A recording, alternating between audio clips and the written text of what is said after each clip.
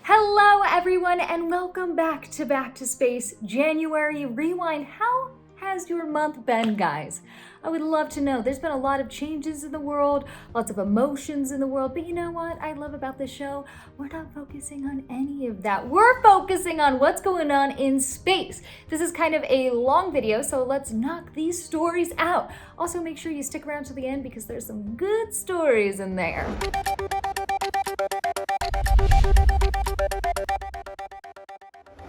Speaking of new beginnings, NASA's Plum Brook Station, located in Ohio, has been renamed the Neil A. Armstrong Test Facility. This is very fitting because in March, the facility completed a 3-month test campaign in support of the agency's Artemis 1 Orion crew capsule.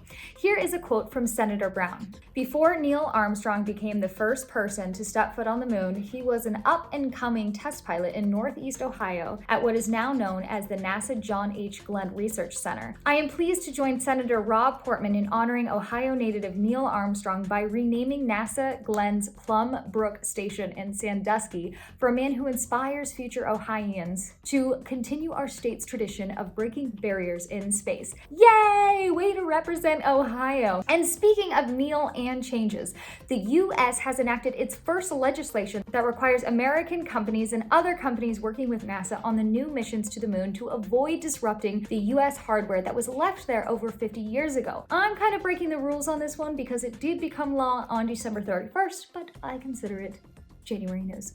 Anywho, on December 31st, the One Small Step to Protect Human Heritage in Space Act became law. Yay! The Cygnus cargo ship is busy because it successfully left the ISS on January 6th on a new mission. Its mission, should he choose to accept, just kidding, it has no choice, it's a robot, is to test 5G communication technology and spark fires in orbit. So, the SharkSat 5G technology experiment. This will collect measurements and other telemetry from the spacecraft and send it down to Earth with the aim of further developing Ka-band software-defined radio. And if you don't know, 5G caused coronavirus.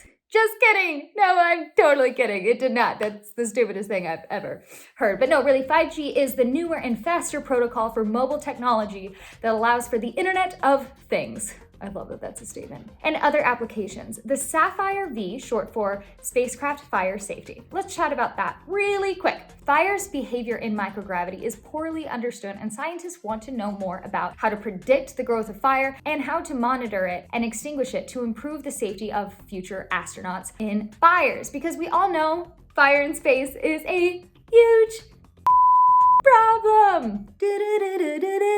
Guys, aliens. A glowing blue blob streaked across the night sky and crashed down into the waters of Oahu, Hawaii. Guys, people called 911 and this led to the FAA investigating the sighting. They were like, guys, we actually don't have any idea, but you guys can look at this footage here. What do you guys think? Leave a comment about it. More in alien news, the CIA released an entire collection of UFO-related documents to truth-seeking websites. So basically, if you're into this stuff, you can literally go and download over 3 decades worth of government UFO records. There are more than 2,700 pages declassified by the CIA. This was all made possible by the Freedom of Information Act. They received so many requests that the CIA was like, you know what, we're just gonna give you a CD-ROM and we're gonna call it the UFO Collection. And then the author, John Greenwald Jr., uploaded all of its contents to the Black Vault website. So go and feed your curiosity. Speaking of aliens, Elon Musk is now the richest man in the world, overthrowing Jeff Bezos' title. He is now worth more than $185 billion, and Bezos is worth only a measly $184 billion. Cool, I feel so poor. And speaking of good old Elon, SpaceX kicked off what is expected to be a very busy 2021. I'm busy too, Elon, okay? You're not more important than me, but you are also. On January 7th, the 230-foot Falcon 9 rocket blasted off from the Space Launch Complex 40 in Cape Canaveral Space Force Station. It's a mouthful, carrying the TurkSat-5A satellite into space. The TurkSat-5A is designed to operate for approximately 15 years, providing broadband coverage to Turkey, the Middle East, Europe, and portions of Africa. SpaceX will also launch the spacecraft counterpart TurkSat-5B later this year. This is part of an effort to expand Turkey's presence in space, but it has not come without drama. Remember when I told you guys about the protest outside of SpaceX headquarters in Cali? Their attempt was not effective. The Hubble Space Telescope, my one true love. It showed the stunning Stingray Nebula is fading at an unprecedented rate. It's the youngest known planetary nebula in our sky. If the nebula continues to fade at the current rate, the researchers estimate that the structure will barely be detectable in 20 or 30 years. On Chicago 12th, SpaceX Dragon cargo ship made its first autonomous undocking from the ISS and arrived on Earth later that week. It was historic because it was the first undocking by an uncrewed U.S. ship supply, and then it returned on Wednesday, January 13th, splashing down off the coast of Florida. So previous Dragon cargo missions have ended with a parachute assist splashdowns, but this newly upgraded version of SpaceX's cargo vessel is designed to land in the Atlantic Ocean closer to the Science Processing Center at NASA. On January 16th, NASA fired up its 4 engines of its Space Launch System, the SLS, which is a mega rocket more powerful than the Saturn V, and it did not go according to plan. It was supposed to run for 485 seconds, which is about 8 minutes, which is the amount of time the engines will burn during the actual flight. Instead, the engine shut down just after 67 seconds. Then 3 days later, on January 19th, NASA said that after analyzing the data from the test, the agency has determined that the rocket engines are actually in excellent condition. NASA said the shutdown after firing the engines for 67.2 seconds on January 16th was triggered by test parameters that were intentionally conservative to ensure the safety of core stage during the test. Then on January 30th, NASA said they were going to make a second hot fire test in February with the ultimate goal of targeting November for the SLS's first launch. Though if I'm being honest, it's not looking likely, and it will probably be 2022, but NASA remains optimistic. Speaking of firing up, SpaceX's newest Starship prototype blazed into life 3 times on January 13th, which is keeping the spaceship on track for the high-altitude test flight soon. The 3-engine SN9 vehicle performed its second, third, and fourth static fire test in quick succession. They did a short static fire on January 6th, but this time they did it 3 times, which is 2 more than the other one. That's math for you guys. During static fires, engines blaze for a small amount of time while the vehicle remains tethered to the ground. Elon Musk tweeted, "All 3 static fires complete and no RUDs." FYI, RUD is short for Rapid Unscheduled Disassembly. This is all for the overall goal to take people and payloads to the moon, Mars, and other distant destinations.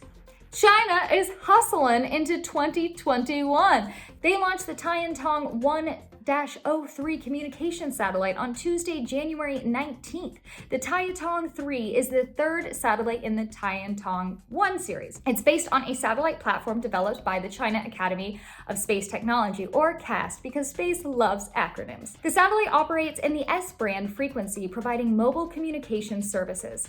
Once in its intended orbit, the satellite will be networked with its friends, the Tiantong 1-01 and the Tiantong 1-02, to improve resources, efficiency, and system service capability. We got a birthday in the house! The Curiosity rover celebrated 3,000 Martian days on the red planet. I can't wait to make it to 3,000. This just in! The year 2020 tied for the record of the hottest year on record. 2016 ranked as the warmest year on record for planet Earth, and 2020 surpassed this previous record by a very small amount, under 1/10 of a degree. But with the margin of error and everything, they just said, you know what, guys, we're gonna just say that this is a tie. Leslie Oda, a research meteorologist at NASA, said this year has been a very striking example of what it's like to live under some of the most severe effects of climate change that we've been predicting. Yay! Don't you like that? I'm not terrified. Can someone bring me a martini? Virgin Orbit, it's happening, people, okay? On January 17th, the Cali company's Launcher 1 rocket reached orbit. Yay! This was its second powered test flight called Launch Demo 2. The rocket also successfully deployed teeny tiny CubeSats, which flew via NASA's Educational Launch of Nanosatellites program. Virgin Orbit announced on Twitter, "Payload successfully deployed in our target orbit. We are so proud to say that Launch 1 has now completed its first mission into space, carrying 9 CubeSat missions into low Earth orbit for our friends at NASA." Congrats! I'm surprised I've actually gone this long without saying the word Starlink. But here we are. On January 20th, SpaceX Falcon 9 rocket launched on a record 8th flight to send a new fleet of 60 Starlink satellites into orbit. 9 minutes after liftoff, the Falcon 9, I wonder if that's intentional, first stage returned to Earth, landing on one of SpaceX's drone ships in the Atlantic Ocean. It was a smooth touchdown. It was the 102nd flight overall for SpaceX's 2-stage Falcon 9 rocket, as well as the 72nd successful landing for the company. This is sad to me. But okay, a little history. 50 years ago, the Mobile Launch Platform 2, or also known as MLP-2, provided the surface from where the Apollo 14 crew left Earth. 15 years later, the MLP-2 is where the Space Shuttle Challenger tragically lifted off for the last time. But now it's going to be destroyed. This is kind of sad for me because this is where my grandfather took off. Scott Tenhoff, project manager for the MLP's demolition, said, "We're getting rid of MLP-2 now, not because there were no customers for its use. We're getting rid of it because we're running out of parking places. There was a contract out now to build ML2. Something had to go." I'm not crying. You are. Jim Bridenstine resigned on January 20th, and President Joe Biden has appointed Steve Jurczyk to serve as acting administrator until the role is permanently filled. Jurczyk has worked at NASA since 1988 and has been the agency's associate administrator since May 2018. So yay, I'm excited. This is a fun story. Axiom Space announced the crew of its first entirely private orbital space mission, and it will include the second oldest person to launch into space, the second Israeli in space, and the 11th Canadian, and also the first former NASA astronaut to return to the ISS. It's called the Axiom Mission AX-1. It's being arranged under a commercial agreement with NASA. It's going to launch on a SpaceX Dragon spacecraft. The AX-1 mission could launch as soon as January 2022. Woohoo! I want to go! On January 27th, Victor Glover and Mike Hopkins went spacewalking! Their goal, install high-speed data link outside the ISS European lab. They also fixed numerous technical glitches, but they couldn't quite finish upgrading the science platform. They spent nearly 7 hours working. While they managed to overcome most of their issues, they were unable to activate the Bartolomeo platform itself because one of the 3 cables refused to connect.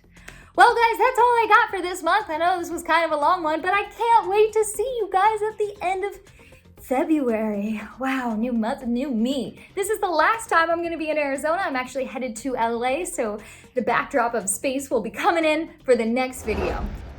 Okay, guys, thanks so much. Make sure you like, comment, and subscribe. Thanks everyone so much for watching. Remember, subscribe so every month you can be cool and you can tweet about all the information you learned today. Okay? All right, see you guys later.